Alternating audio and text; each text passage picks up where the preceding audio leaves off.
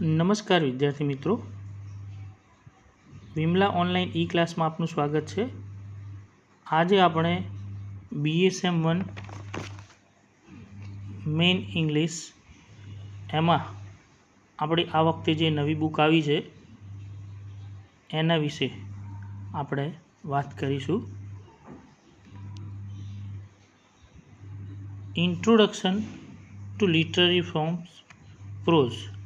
મિત્રો, અત્યાર સુધી આપણે જે બુક્સ આવતી હતી એનું નામ હતું ઇન્ટ્રોડક્શન ટુ લિટરેચર, પણ આ વખતે આપણે BSM1નો મેઇન ઇંગ્લિશના 2 પેપરમાં અભ્યાસક્રમમાં થોડુંક ચેન્જ થયું છે, જેના કારણે આપણા ટેક્સ્ટ બુકનું નામ પણ બદલાયું છે। તો introduction to literary forms pros 2020-21 એટલે 2020થી આ નવા સત્રથી આપણો અભ્યાસક્રમ બદલાયો છે અને આપણા પેપરનું નામ થયું છે introduction to literary forms prose, ગદ્ય સાહિત્યની અંદર સાહિત્યિક સ્વરૂપમાં પરિચય। તો આપણે એના વિશે વાત કરીએ। તમને અગાઉ પણ મેં વાત કરી હતી કે આપણો અભ્યાસક્રમ જે છે essay as a form of literature, short story as a form of literature, unit 1માં આ 2 રહેશે। યુનિટ 2ની અંદર Shakespeare sister by Virginia Woolf, religion of the forest by Tagore, અને યુનિટ 3ની અંદર two lady rams by Mulk Raj Anand, the fall of the house of the Usher by Edgar Allan Poe, અને કેટલીક એક્વેન્ટન્સો।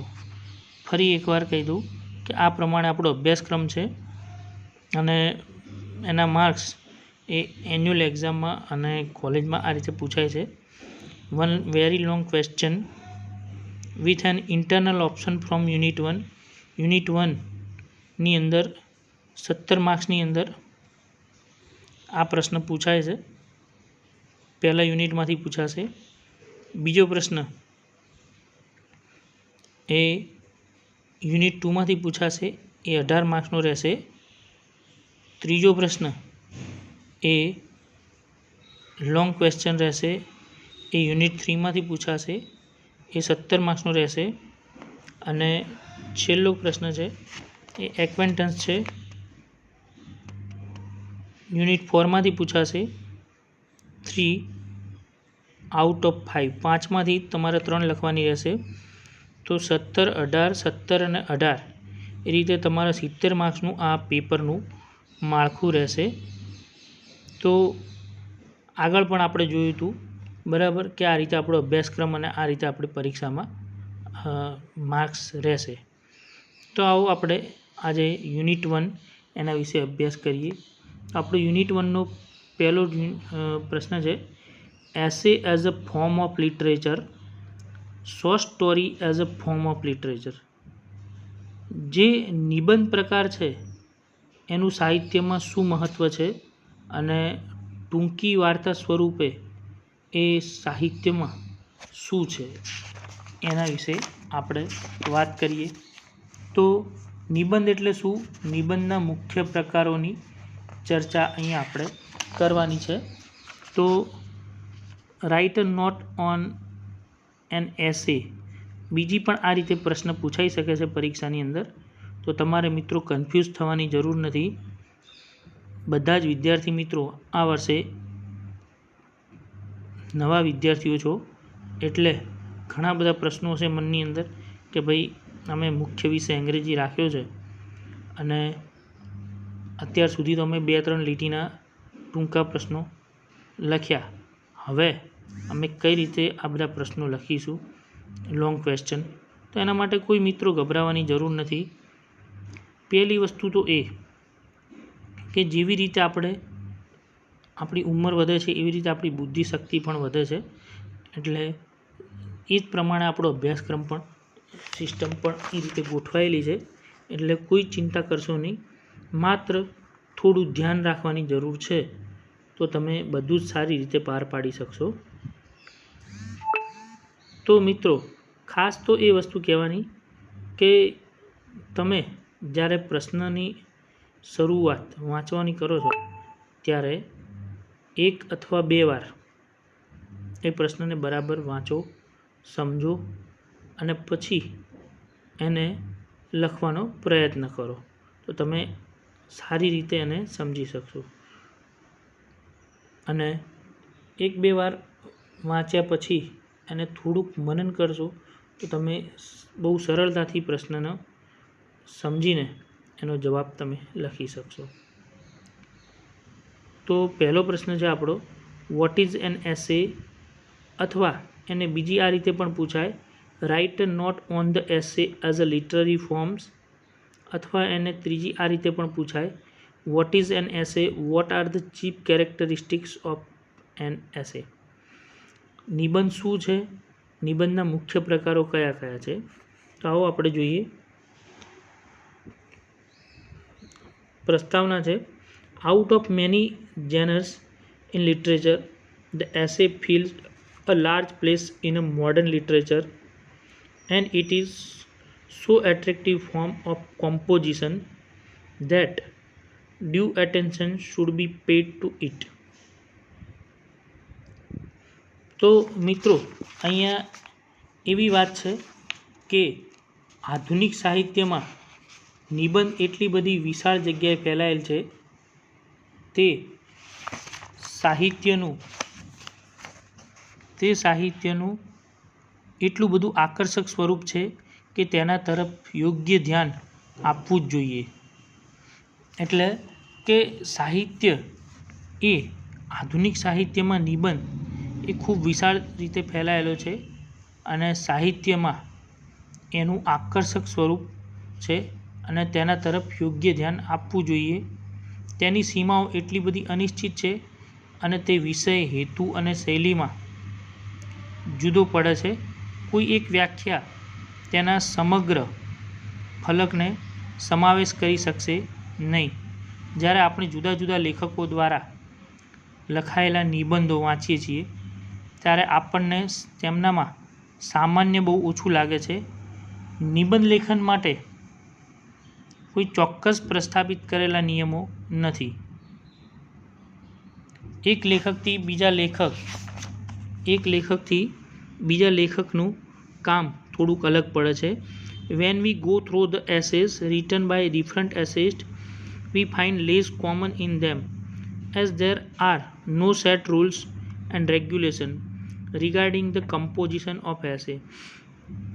એક નિબંધકારથી બીજા નિબંધકારનું જે કામ છે એ થોડુંક અલગ પડે છે, પણ એનો શૈલી અને હેતુ એક જ હોય છે. It differs from one writer to another's. એ એક લેખકથી બીજા લેખકનું થોડુંક અલગ હોય છે. This irregularity and looseness of its form gives the writer ample freedom of expressing his personality. મોટા ભાગના જે લેખકો છે એ કંઈ પણ લેખન કાર્ય કરે છે ત્યારે એમના જીવન અને એમની સ્વતંત્રતા, એમની પર્સનાલિટી એમની વાતોમાં, એમના નિબંધમાં આવે છે. An essay is a popular and powerful form of prose literature. નિબંધ સાહિત્ય જે છે એ પ્રખ્યાત અને ખૂબ જ મજબૂત અથવા તો જેને કહેવાય કે શક્તિશાળી એવું એક ગદ્ય સાહિત્ય સ્વરૂપ છે. Through the medium of relevantly short but complete piece by outstanding writers from Bacon to the present day. એક રીતે આપણે કહીએ તો આ સાહિત્યનું એક સ્વરૂપ છે એ એક ટૂંકું સ્વરૂપ સાથે જોડાયેલું છે. કમ્પ્લીટ પીસ એના ટૂંકા ભાગો જે છે એની સાથે જોડાયેલું છે. Outstanding writers from Bacon to the present day. Bacon જે છે અત્યાર સુધીના દિવસ સુધી એ આ નિબંધ વિશે આ રીતે વાત કરે છે. વોટ ઇઝ એન એસે? એસે શું છે? The word essay is loosely used to include a short prose piece. To didactic poem, philosophical treatise are also included under the head of essays. There is no satisfactory or comprehensive definition of the essay. It is impossible to build a precise and clear definition of the essay. અહીંયા શાબ્દિક નિબંધનો અર્થ એ થાય છે કે ટૂંકમાં ગદ્ય સાહિત્ય એના નાના નાના ટુકડા અથવા તો કવિતા સ્વરૂપ જે છે એને તાત્વિક રીતે દાર્શનિક રીતે પણ અહીંયા બતાવવામાં આવ્યું છે. And include under the head of essay, અને એ આ નિબંધનું એ મથાળું છે. there is no satisfactory or comprehensive definition. એક રીતે જોઈએ તો આ એક કહેવાય કે કોમ્પ્રિહેન્સિવ પ્રકારનું જે ગદ્ય અને પદ્ય સાહિત્ય જે હોય છે એ પ્રકારે. Impossible to build a precise, એને સંક્ષિપ્ત કરવું એ થોડુંક અઘરું છે. And clear definition of the essay in the broadest sense, અને નિબંધમાં એક વિશાળ ફલક ઉપર આધારિત છે અને એની સમજ ઉપર આધારિત છે. The term essay can refer to just about any short pieces of non fiction and editorial, feature stories, critical study, even an excerpt from a book. However, literary definition of a genre are usually a bit fuzzy. According to Samuel Johnson, an essay is a loose sally of the mind, an irregular, indigested piece, not a regular and orderly performance.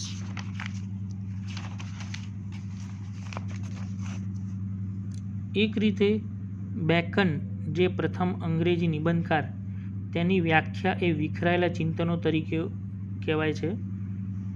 Johnson એવું કહે છે કે નિબંધ એ મગજની ઢીલી કલ્પનાઓ છે, અનિયમિત અપ્રાપ્ય રચના છે, નહીં કે તે નિયમિત અને વ્યવસ્થિત રચના છે. આરજે રીસ કહે છે કે ટૂંકમાં નિબંધ શબ્દ એક યા બીજી રીતે તેના માટે વપરાય છે જે નવલકથા અથવા કવિતા અથવા નાટક નથી, અથવા મધ્યમ કદની રચના કે જે સરળ ઉપર છલ્લી રીતે વિષયની બાહ્ય સ્થિતિ વિશે લયમાં આવે છે. કડક રીતે જોઈએ તો વિષય લેખકને અસર કરે છે. એડમંડ ઘોષ કોઈ વિષય પરનું સંક્ષિપ્ત લખાણ, ધ શોર્ટર ઇંગ્લિશ ડિક્શનરી, ઉપરની વ્યાખ્યાઓમાંથી સાહિત્યિક નિબંધના જે મુખ્ય લક્ષણો તરીકે આવે છે.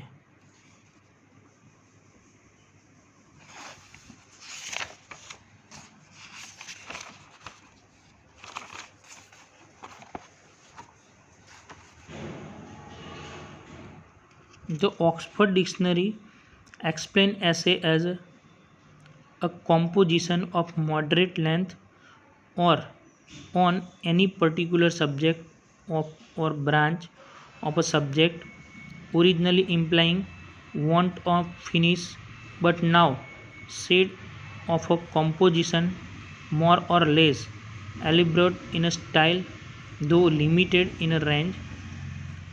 One of the most prominent essayists of English literature, Sir Francis Bacon, described essay as dispersed meditations.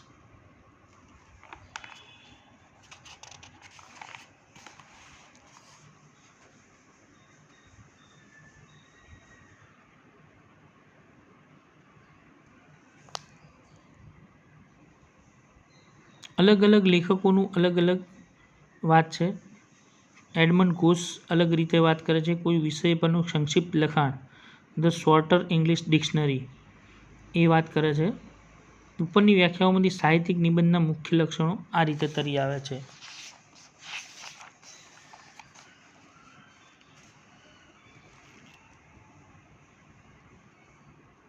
તો મિત્રો આને આટલા સુધી રાખીએ છીએ. હવે પછીના લેક્ચરમાં આગળ જોઈશું. Thank you very much.